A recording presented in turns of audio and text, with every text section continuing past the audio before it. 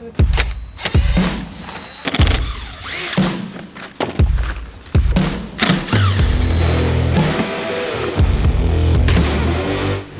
it comes. The 400th tarp. Done. The end. The reign of the tarps has ended. We literally built this thing with everything possible. Pretty sure that's a Phillips, Starbit, Torx, T15, T30, T20. I'm pretty sure we used every screw you can imagine. Well, I don't have a Phillips. I'd trade you for a Phillips. I picked right. I chose right. I guessed and I picked right. Watch fingers.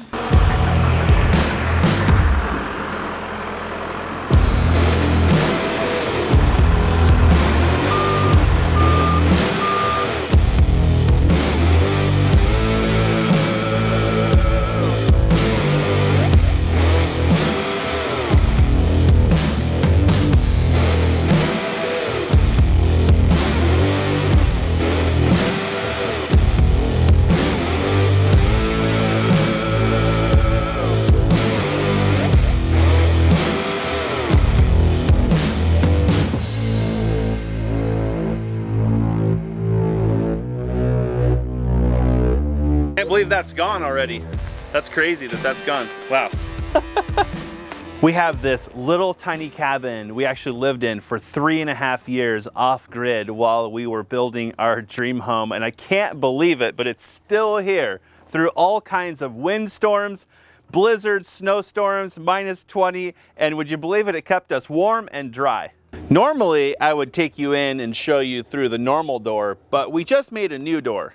Welcome to the new door. Well, this really actually was an RV garage that we put here to protect the little tiny RV that we lived in. That was really how we stayed pretty comfortable for 3.5 years while we were working on the house project. We got rid of the RV and the RV garage, and the 27th tarp that we put on the tarp, yeah, that's all finally over. But we're not done with the cabin. Let me give you a quick tour. It's honestly really crazy to see this thing kind of like unwrapped, because this is kind of backwards of how it went. It started with the RV garage. Well, actually started with the RV, and then it was like, hold on a minute, we need some shade and to keep this thing out of the rain. Okay, all right, got that. Hold on, winter's coming. Ah! So we ended up tearing apart a house and a barn, would you believe it, off of Craigslist for 300 bucks. And we got all of these materials, but we really didn't have many tools at the time, and so it kind of shows we just built with what we had. So these are actually cedar poles that are about 100 years old. They were actually the ridge pole that was on this house and this barn, and we just cut them up, half-lapped them, and kind of built this simple cabin. So this little cabin was powered by an off-grid power source. We had some solar panels up on the hillside, and that system sort of kind of grew and grew and grew as we were going. And we needed batteries, so the batteries we actually had on the outside of this wall. We kept them in this little timber frame that we built. We tried putting them in here and figured out really quick that's a bad idea. We ended up upgrading our charge controller a couple of times, trying to get more juice out of the panels and try to get the batteries in better shape. And so we kept that guy on this kind of wall here. And then originally we had like a little kind of a router for the internet. Oh yes, by the way, we were off grid with internet. That should trigger a couple of people. But we kept the router right here. That way we could upload videos like this one to YouTube. And you can't have an off-grid cabin without some old traditional saws. This saw was my now passed away or deceased dad's saw, and he did carpentry as a young man. So we've kept that one. This was actually my grandfather's saw, and so was this one. I think we picked up a few of these along the way, and I do remember a couple of people giving us a couple of saws, which are super cool. So we feel like it really fit the cabin and it set the mood. So one day we get this email from somebody we don't know, complete stranger, and says, hey, listen, I saw the saws on your wall, and are you using those? Because I'm actually going to a class to learn to sharpen them. And being the crazy people that we are, we offered to let him borrow the saw because it came back sharp. And they put this really nice tooth guide on it. And so now we have ourselves a beautiful crosscut saw, which was something we thought we'd probably use a lot more, but right now it's mostly just taking up space in the corner. So when we left this cabin, we were pregnant and we had a house to live in. And it kind of went like this. One day we lived in the cabin and then we didn't anymore. So I'm actually genuinely kind of scared to open this. Let's just see if there's anything that's moved in here. We're good. It's just coals. All right, okay.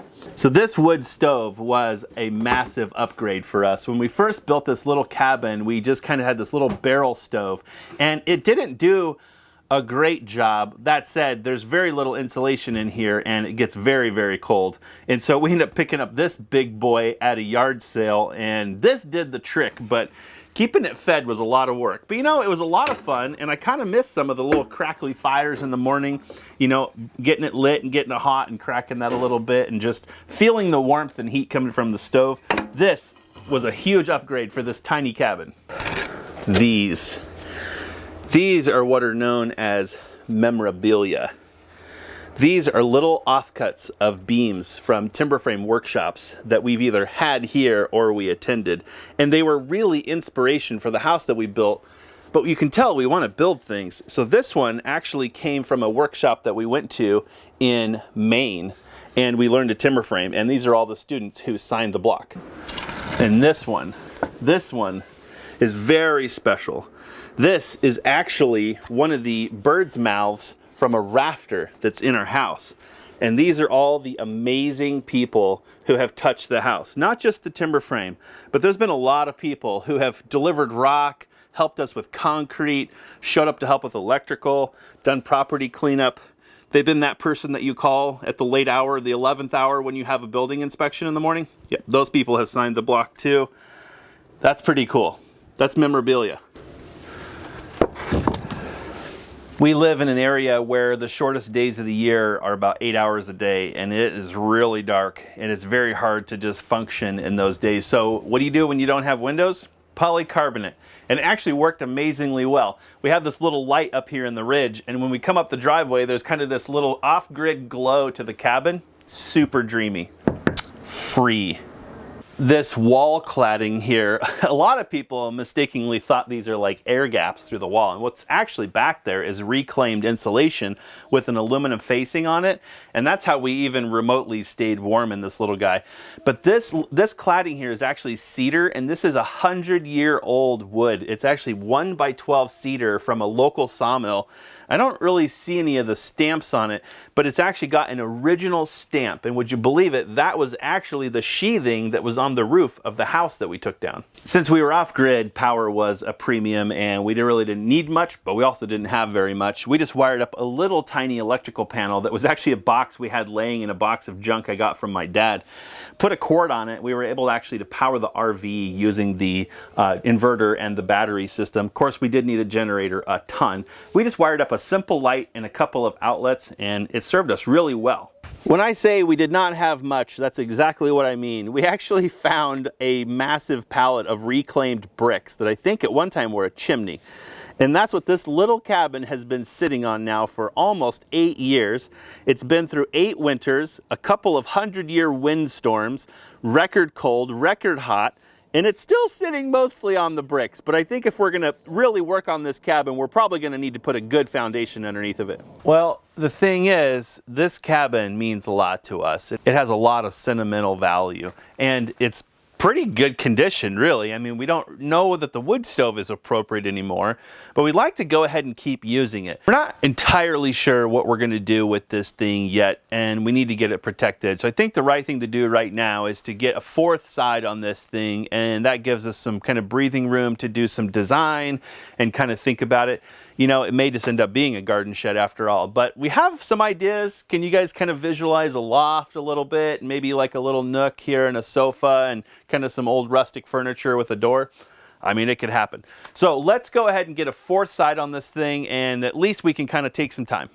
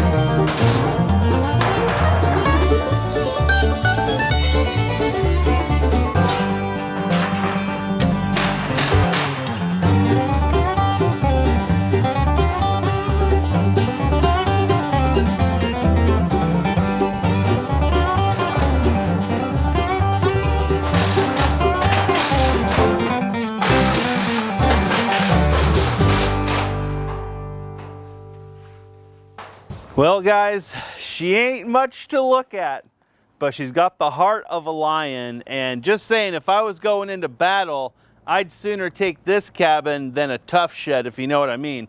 At least this one's had its metal tested. And by the way, if you're thinking about building with reclaimed materials, it's a lot of work. And when you're all done, it looks pretty good in the dark from far away, if you know what I mean. I think we're good here, but we kind of had a revelation. Two things. One, we actually have some reclaimed windows that we forgot about, and we're thinking those will kind of end up over here. We framed up a door opening here that we can actually cut out later as we move that door around, but for now this will keep the rain out. And then up here, we're actually thinking to just kind of go ahead and duplicate the polycarbonate from the other side to let in as much natural light as possible, at least in the short term. Problem is we don't have any, so we're gonna have to go get that stuff. Other than that, a few more screws. We got ourselves a garden shed thing. It's funny to me that when I look at this, I have a moment of cringe a little bit. But the funny thing is, this little cabin here, we're still at less than 300 bucks for the whole thing.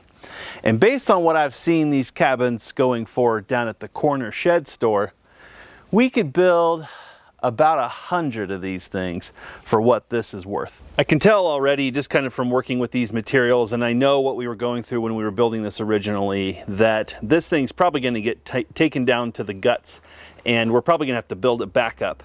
And when we do that, we're going to have to make a genuine assessment of the whole entire structure. You know, working with this, I can tell there's just a wee tiny sag here. It's about 1/4 of an inch in this beam, but you know, it held I think 3 or 4 feet of snow, which is decent. So there's going to be some assessing going on and a lot more work. I wish this thing were a little bit easier project, but you know, I think we have big plans and we'll have to see how it works out.